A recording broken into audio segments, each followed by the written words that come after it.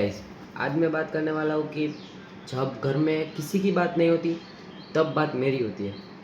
मतलब जो भी पापा के काम का गुस्सा होता है, मम्मी के काम का गुस्सा होता है, सब मेरे पे निकलता है।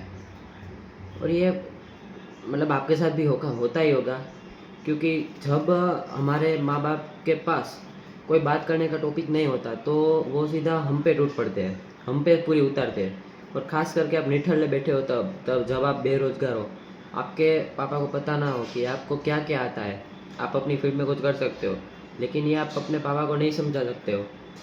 तब आप बेरोज़गार हो, मैं भी बेरोज़गार हूँ, मैं अभी कुछ मेरे पास एक चांस नहीं, पिन लेने का भी पैसा नहीं है अभी मेरे पास।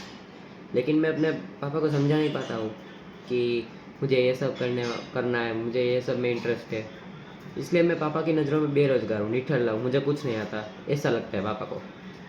इसलिए क्या होता है, अभी कल रात की बात करता हूँ कि पापा वो सब बिजनेस की बात कर रहे थे मम्मी से, और मम्मी सुन रही थी। फिर मम्मी ने कुछ नानी के घर की बात कर रहे थे। फिर उधर से मैं उन लोगों के सामने रहता ही नहीं, मैं अपने कमरे में रहता हूँ बस मस्त अपना।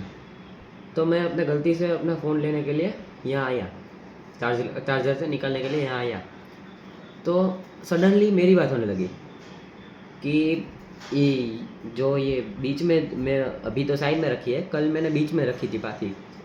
तो घर में मुझे मना कर दिया कि नहीं, ऐसे बीच में पाथी नहीं रखनी, अच्छी नहीं लगती तुम पे। और मैंने बीच में पाथी रखी थी। मैंने बीच से ही बाल ऐसे कट करवाए थे, एक सेट करवाए हैं, वो भी पापा से कह गई, पापा ने ही कहा था कि बाल कटवा लो। तो मैंने कहा उनसे कि मुझे जो कटवाना होगा मैं वो कटवा लूँगा, आप बीच में मत बोलना।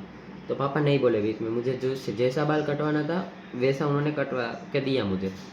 लेकिन जब मैं इधर से लेने आया चार्ज अपना फ़ोन, तो पापा यहाँ बैठे थे, मम्मी सामने बैठी थी।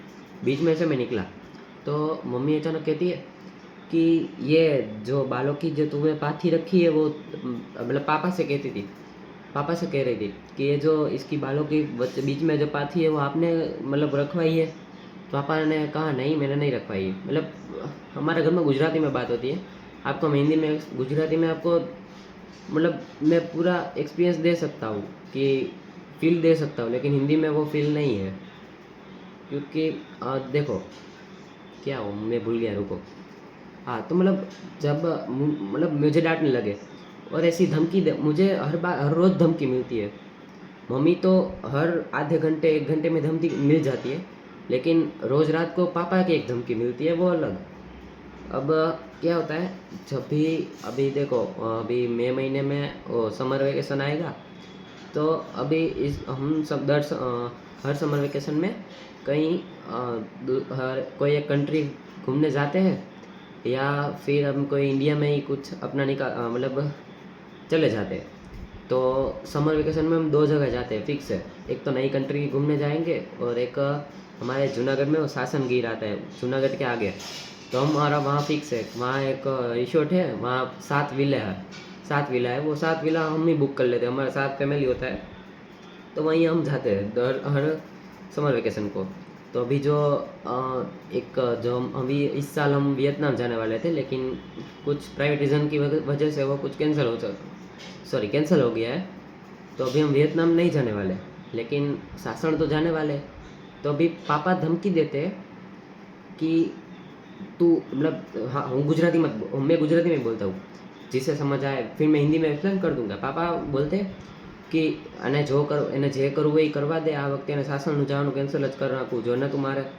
એટલે पापा ऐसा गुजराती में बोले, हिंदी में बोले कि इसको जो करना है वो करने दे, इस बार मतलब मुझे सासण नहीं लेके जाने वाले हैं।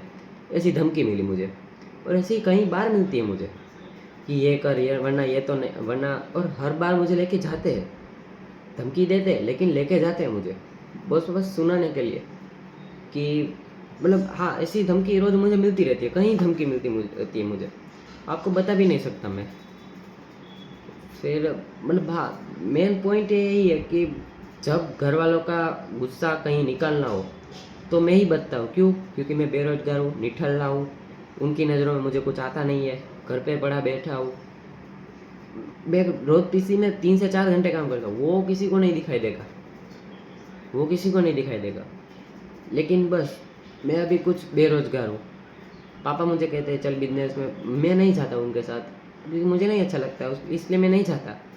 तो वैसे भी पापा मुझसे नाराज़ रहते हैं। मतलब उनकी नज़रों में तो मैं यही हूँ ना कि मुझे कुछ नहीं आता, बेरोज़गार हूँ मैं। तो ऐसा सब होता है। तो आज की वीडियो यहीं तक थी। अगर आपको वीडियो पसंद आई हो और ज़रा सी भी रिलेटेबल लगी हो, आपके साथ भी, आपको भी अपने माँ बाप से धमकी मिलती हो, तो सब्सक्राइब कर देना। सॉरी। ठीक है, चलो फिर बाय। Thank you.